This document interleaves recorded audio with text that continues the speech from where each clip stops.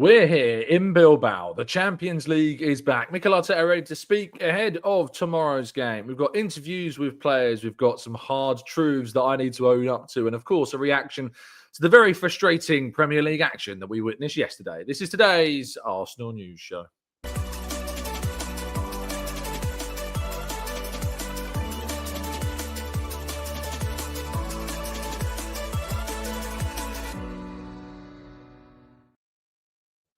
Hello and welcome to the Gooner Talk, back again with you guys and girls for another episode of what is the Arsenal News Show. Joining you every single morning at 8 a.m.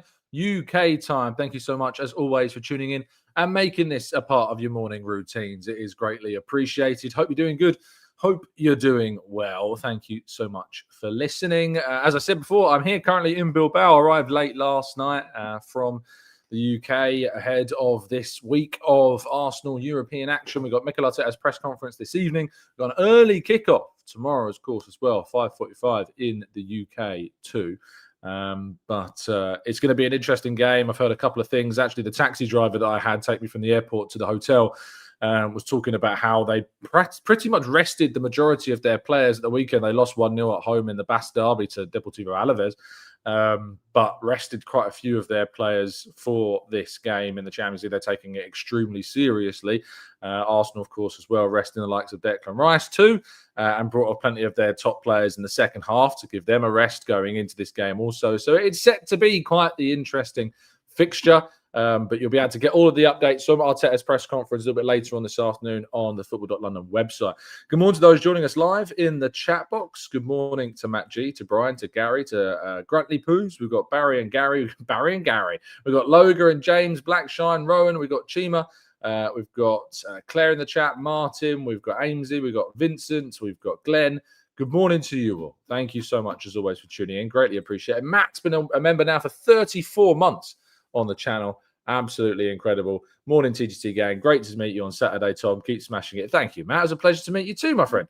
Right, let's jump into today's stories, shall we? And we begin with a roundup of the weekend's Premier League action. Arsenal, of course, kicked things off with a 3-0 win over Nottingham Forest. Bournemouth winning 2-1 against Brighton in something of a South Coast derby. Crystal Palace and Sunderland and Everton and Aston Villa all played out 0-0 draws on those 3 o'clock kickoffs. Again, Aston Villa, I think, still yet to score this season. They are pretty awful. Unai Emery coming in for a lot of sticks. Surprise, surprise. Fulham beating Leeds United 1-0 in their game. Newcastle United, Nick Voltemade getting his first goal at St James's Park, beating Wolves narrowly 1-0. Spurs came away from a terrible West Ham side down to 10 men. Souček being sent off, a 3-0 victory in that case. And then, of course, the controversial game of the weekend, Brentford 2, Chelsea 2. Was there an offside in Brentford's equalising goal? For Arsenal fans, they won't care, but certainly Chelsea fans, and there'll be some, of course, I think, retrospective analysis done today by plenty of those who like that sort of thing in this morning's and kind of, all of the discussion and talks around this. So Brentford with a very blatant kind of player being in offside position, but was he interfering with play enough to constitute being an offside? Love to know your thoughts. Manchester United played out the derby against City and lost 3-0. Unsurprising. They were pretty poor and City ran away with them. What was just their second win of the opening 4 matches of the season. And Arsenal fans were, without a doubt, left late once again. Frustrated, angry, annoyed, exhausted, with Liverpool securing yet another late victory. This time away at Burnley, who also went down to 10 men in their game, and then a penalty in the 95th minute, Mohamed Salah scoring. You can look at it in many ways. You can say that this is what champions do, or you can look at it and say that this is simply not sustainable. You could also look at it and say that while they're having their teething problems, while they've got their new players coming in, that they're still picking up wins, which is also something of a concern. So there's several ways that you can view this, several ways that you can look at this one.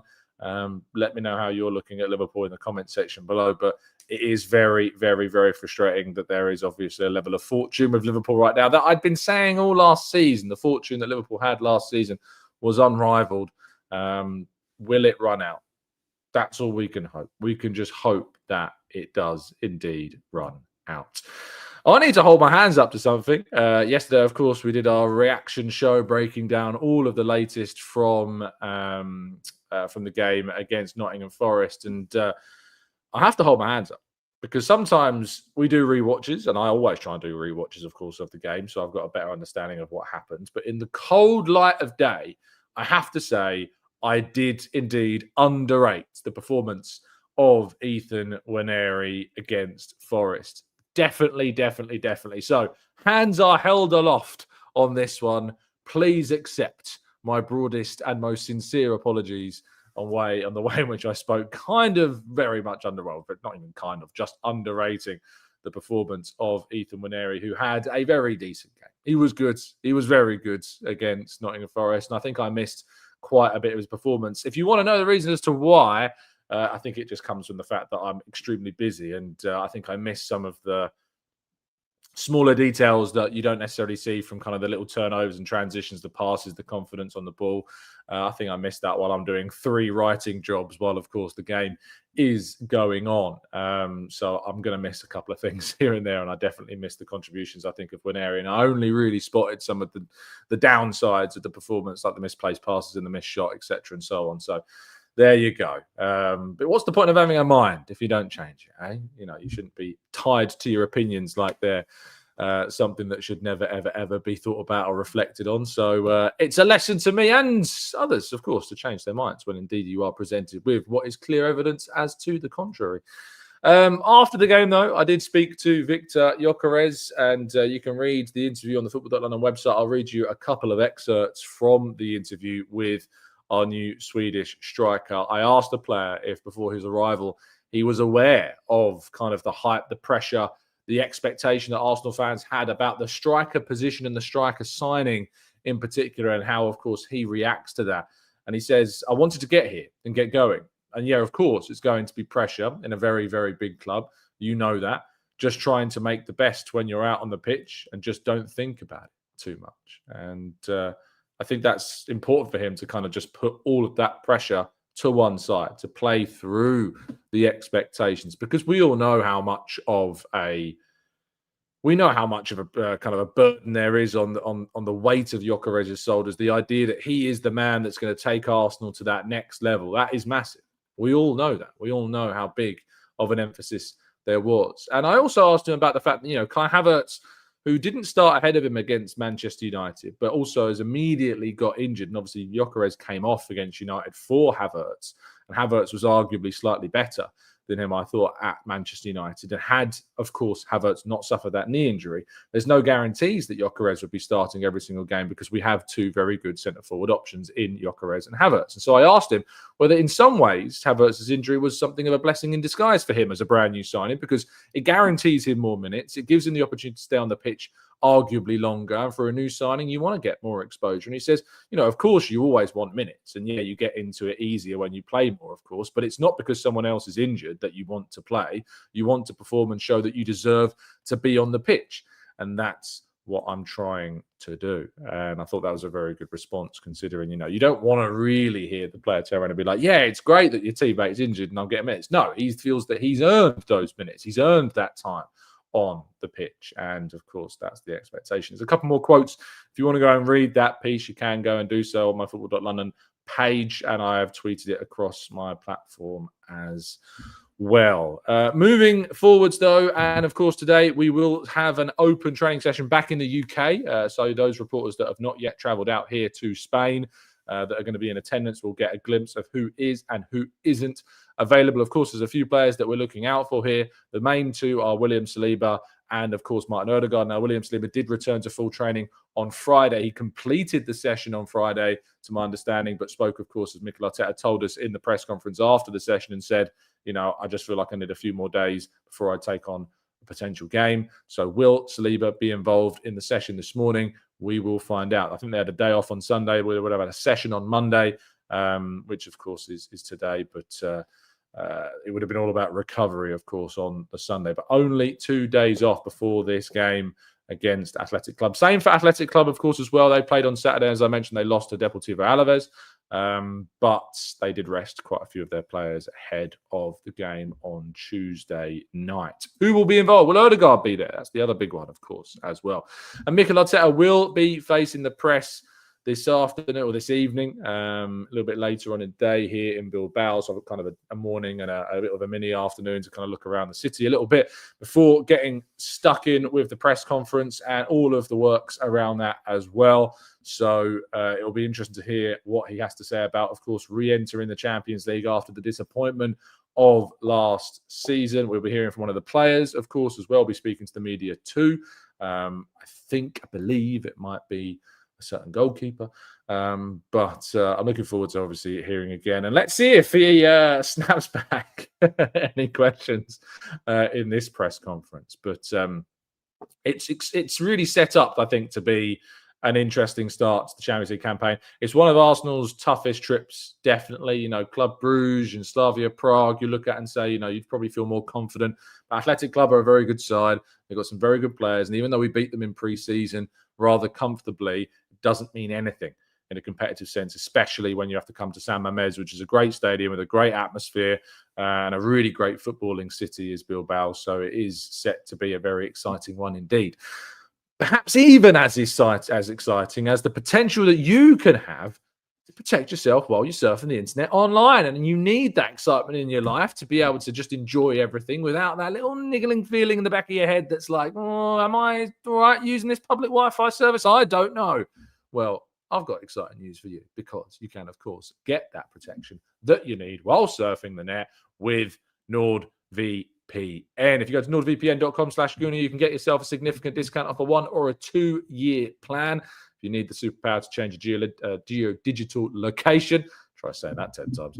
And then, of course, you want to get a VPN service, and Nord is without a doubt the best on the market. I'm going to be using Nord, of course, while I'm out here in Bilbao to digitally hop back to the UK to be able to watch some of the highlights, of course, that I wouldn't be able to usually be access to because I'm location locked while out here. And of course, also while using any public Wi-Fi services like this hotel, of course, that I'm staying at the moment has a public Wi-Fi service. And so I've made sure that I need to have the VPN turned on. So it gives me that extra layer of protection so that no one can see what I'm looking at or what you're looking at, of course, whenever you're on those public Wi-Fi platforms. You can get a 1 or a 2-year plan with 4 months thrown in 3. If you're not happy with the service for any reason, you get a 30-day money-back guarantee as well. Who can say any fairer than that? Right, let's go to part 2, shall we? Your questions and more right after this.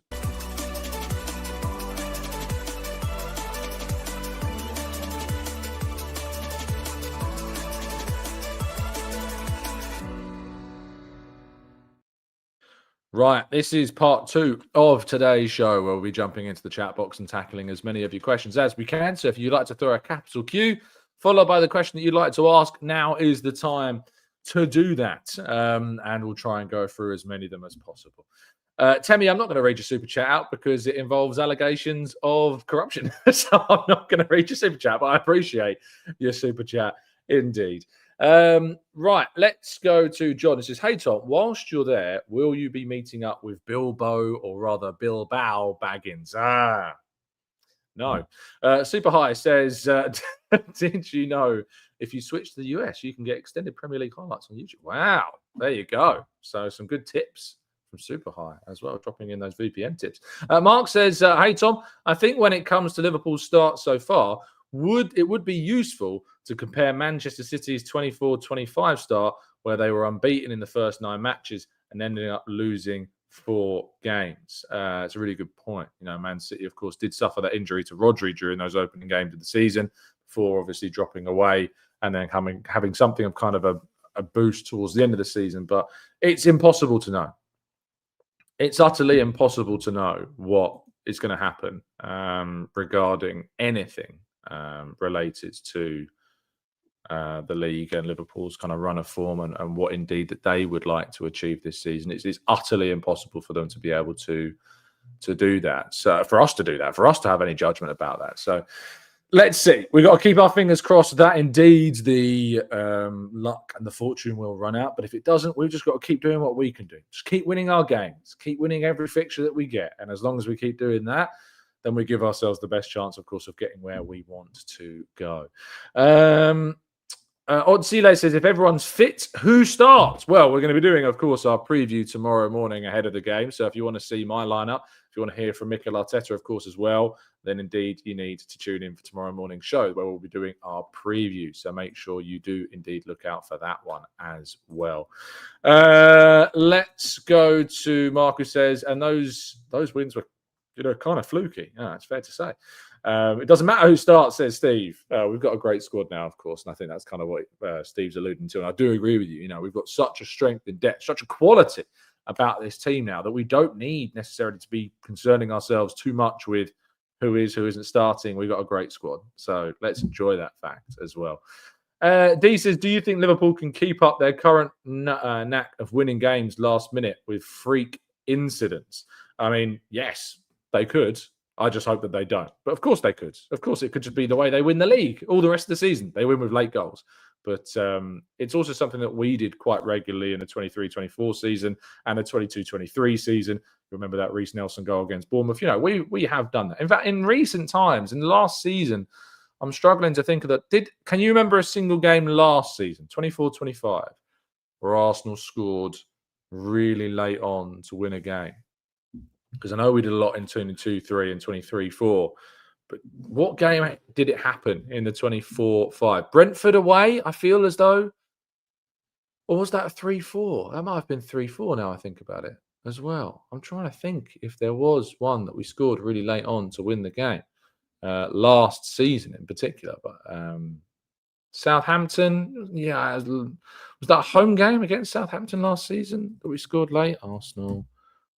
I feel like it was 2-1, wasn't it, against Southampton? 2-1 Southampton. Was it 2-1?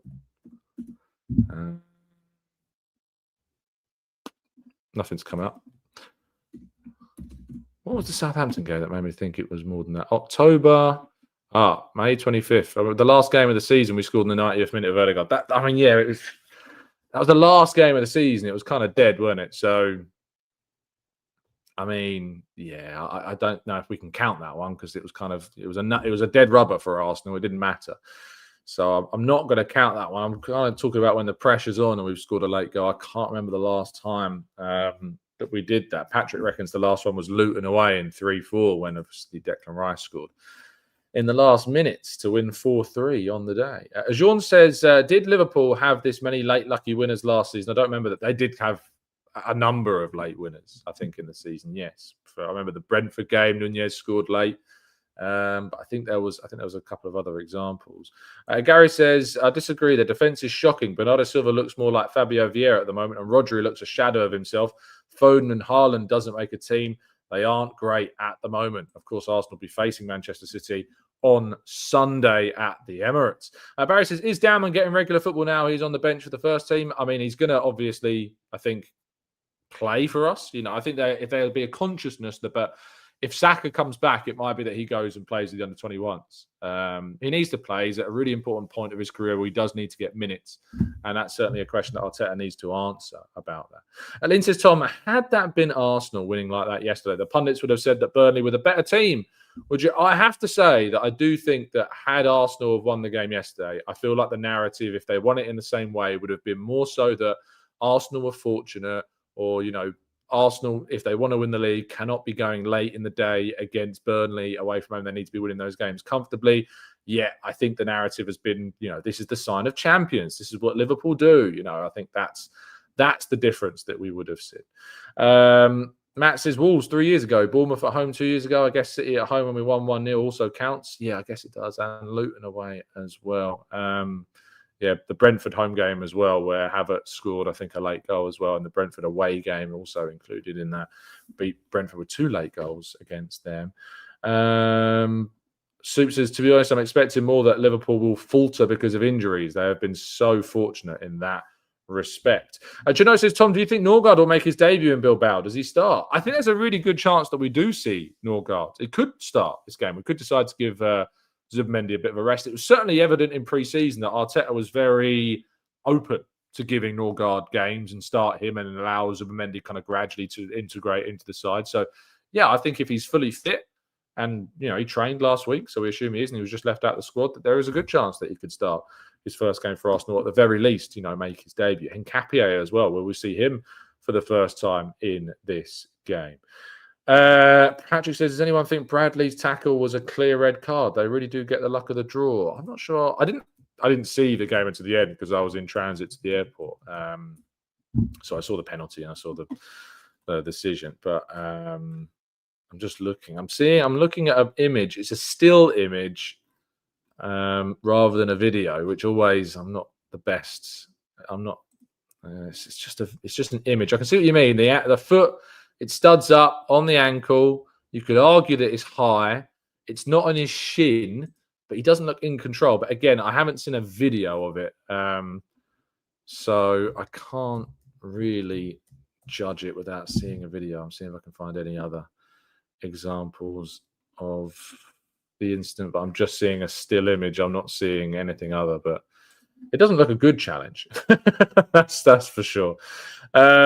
Reece says, we finished second with 27 injuries and 5 red cards. We will be fine this year. Liverpool are rubbish. Let's be honest. Yeah, I really do think, Reece, that it's a bit of copium going on there, but I appreciate it. It's always good to be optimistic about your chances and hopeful that you can get the result that we want. Gary says, yes, Bilbao will be a dogged opposition and look to counter. They will make it a real battle. It will be a physical test. I see us winning 1-0 or 2-0 or 2-1. It won't be high scoring. Man United came in last season, won 3-0, I think. I think Bilbao did have a red card in that game. But, again, the taxi driver I spoke to yesterday on the way to the hotel was like, I think Arsenal win pretty comfortably. There is a sense that they see Arsenal very much as up here and Bilbao not on the same kind of level at all. So if that turns out to be true, I have to wait and see. One thing that is for sure is that I need to get my hands on a fridge magnet, for good omens purposes, definitely. Mark says, Tom, could you elaborate on the theory that teams like United and Liverpool get more favourable decisions since most referees are from up north? I mean, what do you want me to elaborate on, Mark? I think you've kind of explained the theory that exists. That's the alleged theory, but there's no evidence, of course. There's no evidence, and what we're discussing there is arguable corruption, is what suggestions are there, and there's no evidence right now beyond what we see with our eyes. I personally feel that I see decisions that go in favour of clubs that Arsenal don't get. I feel like I see that on a fairly regular basis, but there's no evidence that that's anything other than bad, coincidental officiating beyond anything else that we have at the moment. It's a big coincidence, but that's all that it could be until we get some genuine evidence to the contrary.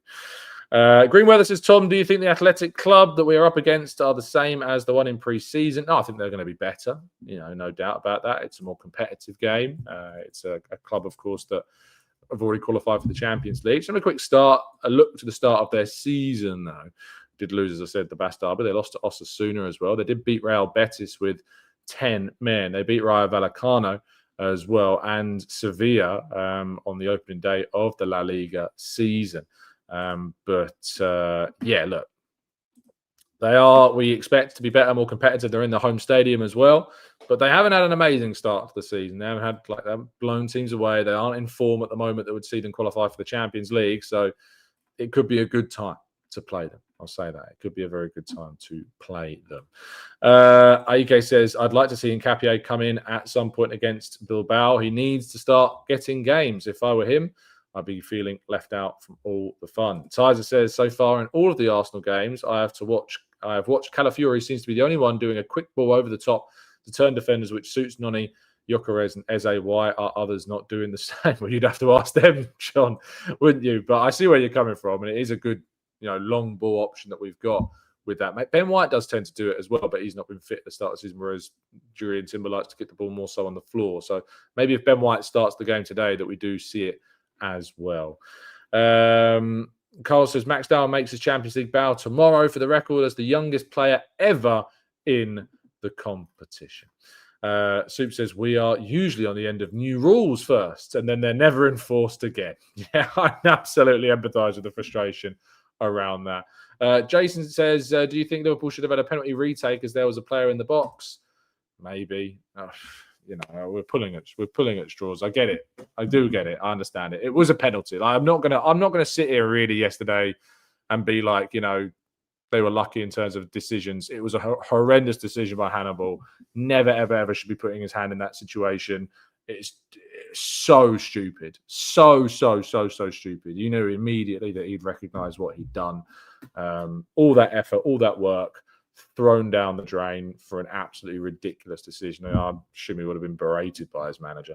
Lynn says, Burnley had a player sent off for 2 tackles less dangerous than Bradley's first tackle. However, because there has been so much criticism around Oliver when refereeing Liverpool, hence the lack of a red card. Daniel says, if it is David Raya in the press conference, he turns 30 today, so make sure to wish him a happy birthday. Is that true? David Raya. Yeah, it's his birthday. I have to try and remember that. Tipsy says, let's be real, nobody expected Liverpool to drop points in that game, and the decisions were right. Logan says, we all knew that Liverpool were going to get that last-minute goal. It's unbelievable and yet inevitable. I still maintain that they are the luckiest team ever. AFC Till I Die says they can't keep getting away with it. He screams like Aaron Paul in Breaking Bad. Choppy says, how many points do you think guarantees top 8 in the Champions League? It's a good question, actually. If we have a quick look at the Champions League table from last season, if we can do that, we can indeed. Last season, to get into the top 8, you needed 16 points from 8 games. 9th place got 15 points. So if you can win 6 of your 8 games, you should get into the top 8. Arsenal last season won 6, drew 1, lost 1. So if you can win 6 of your 8 games, you're probably going to get into the top 8 of the Champions League table. So you want to get, I think, over 15 points. You could potentially win 5, draw 1, lose 2, as 6th, 7th, and 8th place teams did in the last year of the competition. But if you win 6 games, you're probably guaranteeing yourself being in that. And of course, when we've got to play Bayern Munich at home, we've got to play Inter Milan away, then you're thinking about all the other teams we've got to face. You could easily see Arsenal losing those 2 games potentially. So we've got to make sure that we try and win those to give ourselves the best chance of finishing in the top 8. Last season's top 8 were Liverpool, Barcelona, Arsenal, Inter Milan, Atletico Madrid, Bayer Leverkusen, Lille, and Aston Villa.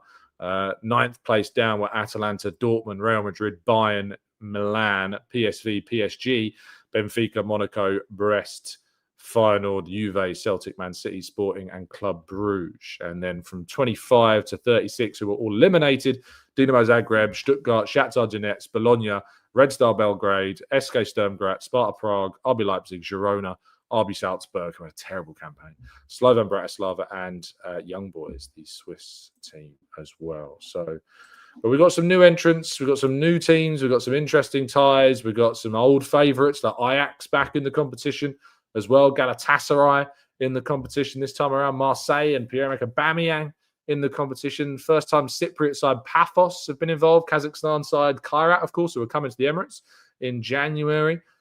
Some team called Top Spur. Don't know who they are. And Union Saint-Gilloise as well, also in the competition as well. Vacan says, do you see any potential surprises in the Champions League? Yeah, without a doubt. The Champions League is the competition that throws up surprises. They're the team that give you, all of these kind of different realities and outcomes that we never predicted. So yes, definitely. Right. Tom also says in the chat, morning, Tom. Did you see Gillingham player who got a 2-game suspension for diving? Will Gyökeres get the same for his shocking dive? I didn't see that, actually. No. 2-game suspension. If that could be enforced at the Premier League level, then we'd have no players left. Anyway, thank you so much for tuning in. Really appreciate your time, people. I'm going to go off and get myself some tortilla. It's one of my favourite foods. It's what I do when I come to Spain. I'll make sure I send. I've already got a couple of videos. We're doing a match day vlog, of course. Well, kind of a trip vlog of all of Bilbao for you, which will go out on probably Wednesday, maybe Thursday, if I incorporate kind of the end of the trip as well. But that should be going out then. I'll show you what it's like as best I can, covering Arsenal in Europe. Is the aim. I'll be back with you tomorrow morning, of course, to preview the game. to let you know, of course, went down in the press conference and any, of course, moments from that. And then, of course, it is the game itself. And then Wednesday morning, still here, we'll be reacting to the game itself, giving you my thoughts on the fixture before flying back and being back in the usual surroundings for Thursday morning. Thank you for listening, though. Really appreciate your time. Do drop a like on the video. Do subscribe to the channel if you're new around here with those notifications turned on so you never miss a show. And, yeah, stay safe, stay well, stay happy and respectful. And as always, up the Arsenal.